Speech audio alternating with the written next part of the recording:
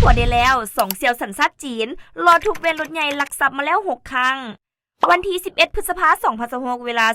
17:56 นาทีเจ้าหน้าที่วีซ่าสภอป้องกันความสงบเมืองสีโคตะบองนครหลวงเวียงจันทน์ได้แก้ไขเป้าหมายถูกเวรรถใหญ่ยงแฮมเต้าโฮมจีนจำกัดและโรงแรมโฮมโยยีตั้งอยู่บ้านอุบมุงเขตสังเจียงเมืองสีโคตะบองนครหลวงเวียงจันทน์สามารถจับตัวเป้าหมายได้จำนวน2คนคือ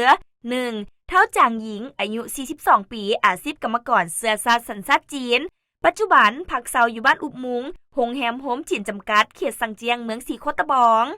2. เท้าหยางจือปิงอายุ41ปีอาชีพกรรมกรเสื้อซาสัญชาติจีนปัจจุบันพักเซาอยู่บ้านอุบมุงโรงแรมโฮมโยยี่เขตสังเจียงเมืองสีโคตะบองพร้อมวัตถุเครื่องของกลางคือ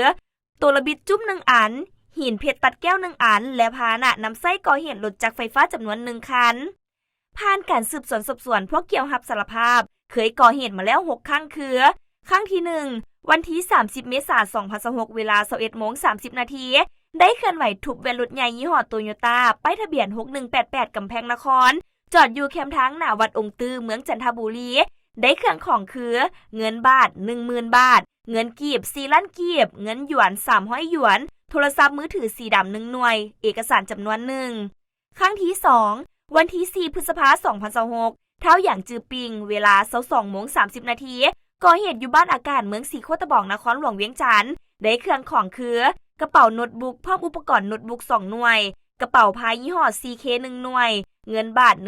19,300 บาทเงินดอลลาร์370ดอลลาร์เงินกีบ 100,000 กีบสายคอค้ำ1สลึง1เส้นค้ำแทง2บาทพาเครื่อง3องค์โทรศัพท์ยี่ห้อหัวเว่ย1หน่วยและเครื่องอีกจำนวน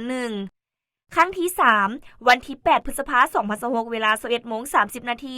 ก่อเหตุอยู่ห้านปานาบาบ้านหนองสโนคำเมืองสีโคตะบองได้ทรัพย์สินมีคือโน้ตบุ๊กยี่ห้อ Lenovo สีดำ1หน่วยโทรศัพท์ยี่ห้อหัวเว่ยสีน้ำตาล1หน่วยและเอกสารจำนวน1ครั้งที่4วันที่8พฤษภาคม2026เวลา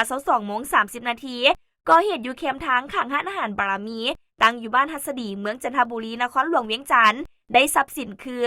กระเป๋าสีดำ1หน่วยเงิน 100,000 กีบโทรศัพท์มือถือ1หน่วยครั้งที่5ทุบรถ2คันวันที่10พฤษภาคม2026เวลา 22:15 นาทีก่อเหตุทุบเวรรถ2คันอยู่แคมป์ทางเต้2ข้างปั๊มน้ำมันพาสเขตบ้านนาคำเมืองสีโคตะบองบ่ได้เครื่องหยังมีแต่แวนหลังรถทั้ง2คันแตกวัตถุเครื่องของกลางเก็บคืนมาได้เครื่องนำไส้ก่อเหตุมี